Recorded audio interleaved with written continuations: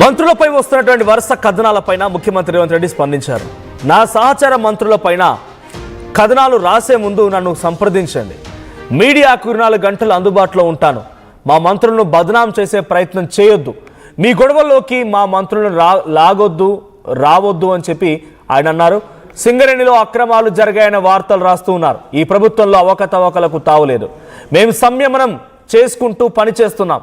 సింగరేణి టెండర్లో అవినీతికి అవకాశం లేదు అని ముఖ్యమంత్రి రేవంత్ రెడ్డి రోజు ఖమ్మం పర్యటనలో భాగంగా వేదికపై నుంచి మీడియా ఛానల్ ఏవైతే తప్పుడు కథనాలు రాస్తున్నాయనే ఉద్దేశంతో ఆయన ఉన్నారో, అంటే ఇటీవల కాలం రాసిన ఛానళ్లు ఎన్టీవీ అండ్ ఆంధ్రజ్యోతి, ఓ పత్రిక మరో ఛానల్, ఈ రెండింటిపైన ముఖ్యమంత్రి రేవంత్ రెడ్డి ఆగ్రహం వెలగక్కారు.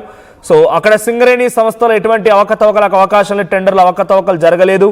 ఏదైనా మా మంత్రులపైన రాయాలనుకున్నప్పుడు నన్ను సంప్రదించండి, 24 గంటలు మీడియాతో అందుబాటులో ఉంటాననే రకంగా ఆయన ఆ వేదికపై నుంచి మాట్లాడుకొచ్చారు. ఒకసారి ముఖ్యమంత్రి రేవంత్ రెడ్డి ఏం మాట్లాడారో చూద్దాం.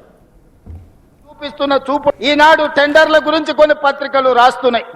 సింగరేణిలో కొంత కుంభకోణం జరిగింది, బొగ్గంత మాయమైందని. నేను ఆ పత్రికలకు, ఆ టీవీలకు, ఆ సోషల్ మీడియా వాళ్లకు, ఆ రాజకీయ పార్టీ నాయకులకు నేను చెప్పదలుచుకున్నా, ఈ ప్రభుత్వంలో అవకతవకలకు తావు లేదు. అనవసరమైన ప్రచారాన్ని, తప్పుడు ప్రచారాన్ని కల్పించడం ద్వారా అపోహలు కల్పించి మళ్ళీ శుక్రాచార్యుడు, మారీచుడు, సుబాహుడు బలపడడానికి మీరు ప్రత్యక్షంగానో పరోక్షంగానో సహకారం చేస్తున్నారు. మీకు మీడియా పంచాయతీలుంటే తలుపు మూసుకొని కొట్టుకోండి, లేకపోతే ఒకరి మీద ఒకరు బురద జల్లుకోండి. అందులో మమ్మల్ని లాగి ఆంబోతులు కొట్లాడితేనంట లేగదూడల కాళ్ళు ఇరిగినాయంట. ఇద్దరు మీడియా యజమానులు కొట్లాడుకుంటే మీరు కొట్లాడుకోండి, కానీ మా మంత్రులని బదనాం చేసే కార్యక్రమాన్ని మీరు తీసుకోకండి. దయచేసి ప్రత్యక్షంగానో పరోక్షంగానో మీరు రాస్తున్న రాతలు, చూపిస్తున్న చూపులు మారీచుడి సుబావులకు, శుక్రాచార్యునికి సహకారం అందించినట్టుగా ఉంటది. ఒక్కసారి ఆలోచన చేసి వాస్తవాలను తెలుసుకొని రాసే ముందు మమ్మల్ని వివరణ అడగండి. తెలంగాణ రాష్ట్ర ముఖ్యమంత్రిగా రోజుకి 24 గంటలు, సంవత్సరానికి 365 రోజులు ప్రజా జీవితంలో ఉన్న ప్రజలకు అందుబాటులో ఉన్న మీడియాకు కావలసిన వివరణ ఇవ్వడానికి తెలంగాణ రాష్ట్ర ముఖ్యమంత్రిగా నేను సిద్ధంగా ఉన్నా. ఏదైనా వార్త ఏ టీవీలో వచ్చినా, ఏ పేపర్లు వచ్చినా, ఏ సోషల్ మీడియాలో వచ్చినా నా ఎమ్మెల్యేల మీద, నా ఎమ్మెల్సీల మీద, ఎంపీల మీద, మంత్రుల మీద ఎవరి మీద ఆరోపణ వచ్చినా వాళ్ళందరికీ నాయకుడిగా, కుటుంబ పెద్దగా అది నా గౌరవానికి భంగం కలిగిస్తుంది, నా నాయకత్వం పట్ల అపోహలను కలిగిస్తుంది. ఇలాంటి విషయాలలో ఎలాంటి కాంప్రమైజ్ లేదు. మా మంత్రుల మీద ఏదొచ్చినా రాసే ముందు నన్ను వివరణ అడగండి. ఈ ప్రభుత్వాన్ని అందరినీ సమన్వయం చేసుకొని, అందరి సహకారం తీసుకొని, అనుభవజ్ఞులైన తుమ్మల లాంటి వాళ్ళ అనుభవాన్ని తీసుకొని ఈరోజు ఈ ప్రభుత్వాన్ని నడుపుతున్నాం. 24 గంటలు పని చెయ్యాలి అంటే, సమ్మక్క సారలమ్మ గుడిని 100 రోజుల్లో పూర్తి చెయ్యాలి అని అంటే ఆ బాధ్యతను మీ అభిమాన నాయకుడు పొంగులేటి శ్రీనివాసరెడ్డి గారికి బాధ్యత ఇచ్చి 100 రోజుల్లో అమ్మవారి మందిరాన్ని నిర్మించాలి అని 24 గంటలు వారిని అక్కడనే పెట్టిన. ఢిల్లీలో ఏ అవసరం ఉన్నా, ఏ ఆర్థిక మంత్రితో మన రాష్ట్రానికి రావాల్సిన నిధులు కావాలన్నా, ఇతర శాఖల అనుమతులు కావాలన్నా బట్టి విక్రమార్క గారిని కాలుకు బలపం కట్టి ఢిల్లీలో గల్లి తిప్పి ప్రతి మంత్రి దగ్గరికి పంపించి రాష్ట్రానికి రావాల్సిన అనుమతులు, నిధులను రాబట్టుకునే ప్రయత్నం చేస్తున్నా. ఇది ఉమ్మడిగా మా ప్రభుత్వం నడిపిస్తున్న విధానం. గతంలో ఉన్న ముఖ్యమంత్రులు ఏకపాత్రాభినయం చేసేది. దుర్యోధనుడు వాళ్ళే, దుశ్శాసనులు వాళ్ళే, సుయోధనులు వాళ్ళే, ఇట్లా ప్రతి పాత్ర ఒక్కడే ఏకపాత్రాభినయం చేస్తాడు. మా దగ్గర అట్లా కాదు. అందరం సమన్వయం చేసుకొని ఎవరు బాధ్యతలు వాళ్ళు, ఎవరికి ఉన్న అనుభవాన్ని ఇంకొకరితో పంచుకొని సమన్వయంతో ఈ ప్రభుత్వాన్ని నడుపుతున్నాం. 2 సంవత్సరాలల్లా ఎలాంటి అవకతవకలకు కానీ, ఎలాంటి తప్పులకు కానీ అవకాశం ఇవ్వలేదు. ఈనాడు కూడా సింగరేణిలో జరుగుతున్న కోల్ మైనింగ్ టెండర్ విషయంలో ప్రభుత్వం స్పష్టంగా, నికార్సుగా, నిజమైన అనుభవం ఉన్న వాళ్ళకే ఇస్తుంది తప్ప అనా పైసా అవినీతికి అవకాశం ఇవ్వము. దయచేసి నా సహచర మంత్రుల మీద వార్తలు రాసే ముందు నాతో వివరణ తీసుకోవాల్సిందిగా నేను పెద్దలకు విజ్ఞప్తి చేస్తున్నా. ఇది ముఖ్యమంత్రి రేవంత్ రెడ్డి మాట్లాడిన మాటలు. సో మీకు ఆ పత్రికల యజమానులకు ఏమైనా పంచాయతీ ఉంటే మీరు కొట్టుకోండి, మీరు మీపై బురద జల్లుకోండి, కానీ అనవసరంగా నా నాయకత్వం పైన నా ప్రభుత్వం ఎమ్మెల్యేల పైన మంత్రుల పైన తప్పుడు ప్రచారాలు చేయొద్దు అని చెప్పి ఆయన అంటున్నారు. ఇక 365 రోజులు 24 గంటల పాటుగా ముఖ్యమంత్రిగా అందరికీ అందుబాటులో ఉన్నాను.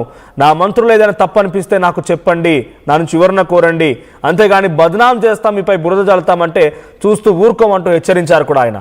అనుభవజ్ఞటువంటి మంత్రుల సహాయ సహకారాలు తీసుకొని ఆలోచనతో మేము ఈ రకంగా ముందుకు వెళ్తున్నామని చెప్పి అటు ఖమ్మం జిల్లాలో ఉన్నటువంటి 3 మంత్రుల్ని ఆకాశానికి ఎత్తేస్తూ ఇటు మీడియా కథనాలపైన చాలా ఆగ్రహం వెలుగక్కారు ముఖ్యమంత్రి రేవంత్ రెడ్డి. మా ప్రతినిధి మధు ఉన్నారు. మధు, సో ముఖ్యమంత్రి రేవంత్ రెడ్డి వ్యాఖ్యలు చాలా ఘాటుగా ఉన్నాయి, డైరెక్ట్గా ఆ ఛానల్ని టార్గెట్ చేసినట్టుగానే ఉన్నాయి.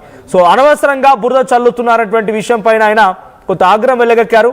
సో ముఖ్యమంత్రి రేవంత్ రెడ్డి మాటల్లో ఏమర్థం చేసుకోవాలి, దీనిపైన ఎటువంటి రియాక్షన్ ఉండే అవకాశం ఉంది, పొలిటికల్గా కానీ లేకుంటే మీడియా పరంగా కానీ? ఎగ్జాక్ట్లీ ఉదయం ఖమ్మం బయలుదేరే ముందు ఆల్రెడీ బేగంపేట్ నుంచి ముఖ్యమంత్రితో కలిసే ఉప ముఖ్యమంత్రి బట్టి విక్రమార్క బయలుదేరి వెళ్ళిపోయారు. అంతకంటే ముందే ఎగ్జాక్ట్లీ 15 నిమిషాల ముందు బట్టి విక్రమార్క ప్రజాభవన్లో తన అధికారిక నివాసంలో ఒక స్టేట్మెంట్ ఇస్తూ వెళ్ళారు. ఆంధ్రజ్యోతి సంబంధించినటువంటి పత్రికా యాజమాన్యం పైన ఘాటైనటువంటి వ్యాఖ్యలు చేశారైనా. రాధాకృష్ణ నేను ఇద్దరం తెలుసుకుంటాం, నీ వెనకాల ఎవరున్నారో నాకు తెలుసు, నీతో ఎవరు వార్తలు రాపిస్తున్నారో తెలుసు అంటూ ఆయన ఇక్కడ కాస్త వార్నింగ్ ఇచ్చి వెళ్ళారు. నీ పిచ్చి రాతలకు పిట్ట కథలకు లేదు, భయపడేది లేదు, ఖచ్చితంగా దీనిపైన నేను పూర్తి వివరాలు మరి ఈరోజు సాయంత్రం మళ్ళీ మాట్లాడుతా అంటూ ఒక వార్నింగ్ ఇస్తూ వెళ్ళారు. ఆయన మాట్లాడారు, హెలికాప్టర్ ఎక్కారు, ఖమ్మంలో దిగారు. ఖమ్మంలో దిగిన తర్వాత ముఖ్యమంత్రి ఒక్కసారిగా మంత్రులను నిజంగానే ఆకాశానికి ఎత్తేశారు. ఒక రకంగా పొగడ్తల్లో ముంచెత్తారు. మొత్తం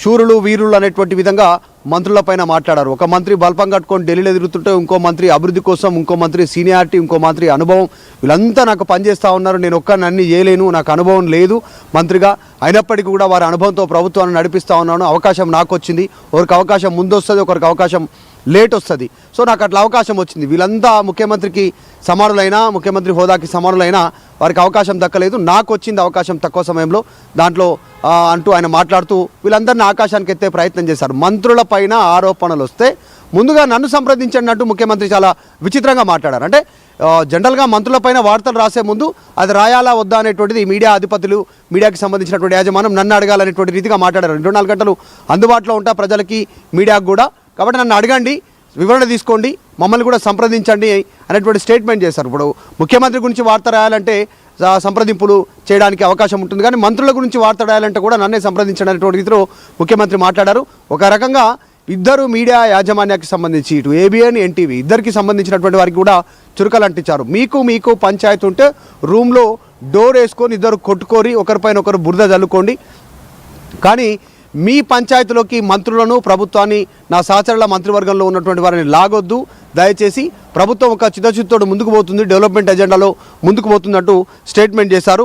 అనవసరంగా మంత్రులను బద్నాం చేయొద్దు, సింగరేణికి సంబంధించిన విషయంలో ఎలాంటి అవినీతి, అక్రమాలు, ఎలాంటి అన్యాయం జరగట్లేదు, ఇదంతా తప్పుడు కథనాలు రాస్తూ ఉన్నారు, మేమంతా కూడా సమన్వయం చేసుకుంటూ ముందుకు పోతున్నాం, ప్రభుత్వాన్ని నడుపుతూ ఉన్నాం, గతంలో ఏకపాత్రాభినయం ఉంది, ఇప్పుడు లేదు, అట్లా ఎవరి శాఖ ఎవరి పనులు వాళ్ళు చేసుకుంటూ పోతా ఉన్నటువంటి సిచ్యువేషన్ ఉందంటూ మాట్లాడారు. సో ముఖ్యమంత్రి ఈ నిన్న వచ్చినటువంటి వార్తా కథనము, ఈరోజు ప్రచురితమైనటువంటి వార్తా కథనం బట్టి సంబంధించినటువంటి వివరణ తర్వాత ముఖ్యమంత్రి ఒక్కసారిగా మంత్రివర్గాన్ని అంతా కూడా గాల్లో తేలాడించే ప్రయత్నం చేశారు. ఒక్కసారిగా వాళ్ళందరినీ కూడా పొగుడుతూ వీళ్ళంతా అనుభవజ్ఞులే, వీళ్ళంతా కూడా వాళ్ళతో కలిసే ముందుకు పోతా ఉన్నాం, మేమంతా కూడా వాళ్ళ అనుభవాన్ని నేను పాలన కోసం ఉపయోగించుకుంటున్నానంటూ ముఖ్యమంత్రి మాట్లాడుతూనే మీ దున్నపోతులు కొట్లాడుతుంటే లేగదూడలకు, ఇద్దరు ఆంబోతులు కొట్లాడుతుంటే లేగదూడల కాళ్ళు ఎరిగినట్టు అట్లా ఉంది పరిస్థితి, మా మీద పడొద్దు, మీరేమైనా ఉంటే వివరణ అడగండి, ఇలాంటి తప్పుడు కథనాలు రాయొద్దు, మీ పంచాయతీ ఉంటే మీరు చూసుకోండి అనేటువంటి స్టేట్మెంట్ ఇద్దరికి, అటు రాధాకృష్ణ ఇటు నరేంద్ర చౌదరి ఇద్దరికి కూడా ఆయన